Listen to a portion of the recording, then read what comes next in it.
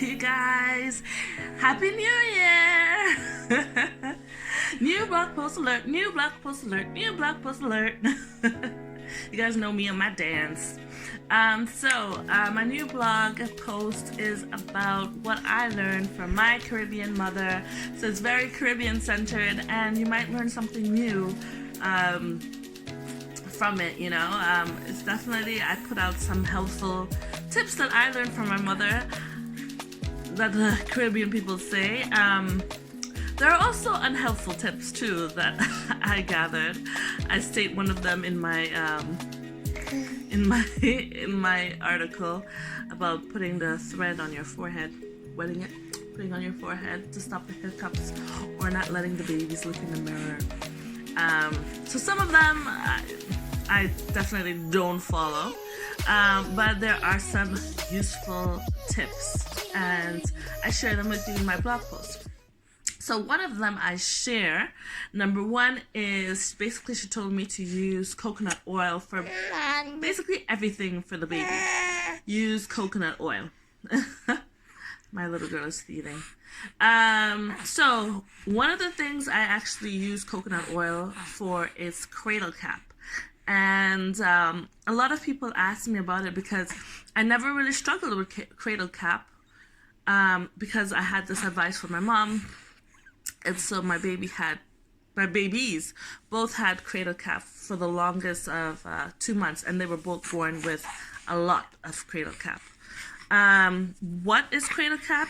It's basically a dandruff-like, she wants to look in the thing, a dandruff-like thing in the scalps of the baby's hair. Like I said, she doesn't have it anymore at 6 months because we got rid of it. But yeah, it looks like a thick dandruff, and if the baby has jaundice a little bit too, it can look yellow, and it's really thick and scabby, and it might be itchy too. I don't know. Babies can't really tell you. So how to get rid of cradle cap. This is what this video is going to be about. Step one. Prepare your coconut oil. Get your coconut oil ready to use. If it's colder, your coconut oil will be a thick sort of consistency where it doesn't move. Similar to like if honey was in somewhere really cold, like you put honey in the fridge, it's really thick and grainy.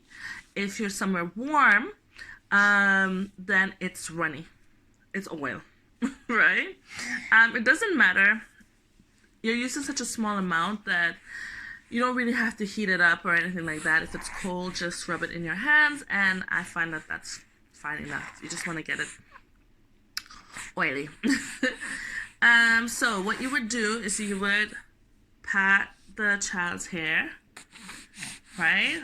I did a really good job here. And normally your child's hair will be out if they're newborns, and they don't have really long hair. And even if they have a lot of hair, it's not, so much that you can hold up into usually. So you would just use your brush. I have this big brush, but you can use one of those cute little baby brush with the soft bristles. That's fine. That works really well. And the baby combs.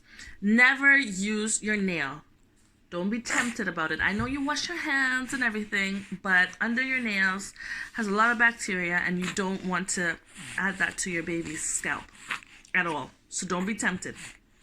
Do not be tempted. And it's a temptation that comes when you see that flake and it's stuck in there and you're trying to get it out and you want to brush it with that cute little baby brush, but it's not coming out. And so you're like, can I just use my finger and scab it? Don't do it. Don't do it. Don't run the risk of infecting your baby's head. And you have to explain it to the doctor, and it's a whole thing. Don't do it. I don't have experience with that. I stopped myself, but I know how it can feel. But don't be tempted to do that. Just use your brush. Yeah. So you see the scalp here of the baby's hair. What I like to do is after I've given the baby a bath and her hair is nice and damp, I would, of course, towel dry it. If you guys blow dry your baby's hair, don't blow dry it. just towel dry it so it's kind of nice and damp. And then I would pat the hair. Then I would get my brush, and then this she wants a brush. And then with this motion, I would just brush out the cradle cap. And of course, depending on the thickness of the cradle cap, you'd brush. And usually cradle cap is usually around this portion of the baby's hair. If you have a baby with it, you see it, this thick dandruff thing, you can't get it off. You can't get it off really quickly. It works really well. And you will see a lot of dandruff fall all around. Just clean it up after, just like you would dandruff from your head. And yeah, and that's it. And then you brush it out. Don't think you can do it all in one day. Don't do it all in one day. If your baby's irritated, you know, crying, fussing, don't bother. Even if it's one little piece left, don't bother. Just do it another day. You don't want to irritate your baby. Especially, you do it when the baby's born, basically. So it's the little baby's skin, you know. So be sensitive about that. Even if it's one little scab left. And yeah, and then you can get out the cradle cap just by doing that brushing action. Just brush it out. Done. That's it. So, step 1, wash baby's hair. Step 2, dry baby's hair with towel. Step 3, pat baby's hair. Of course, you're going to pat all over.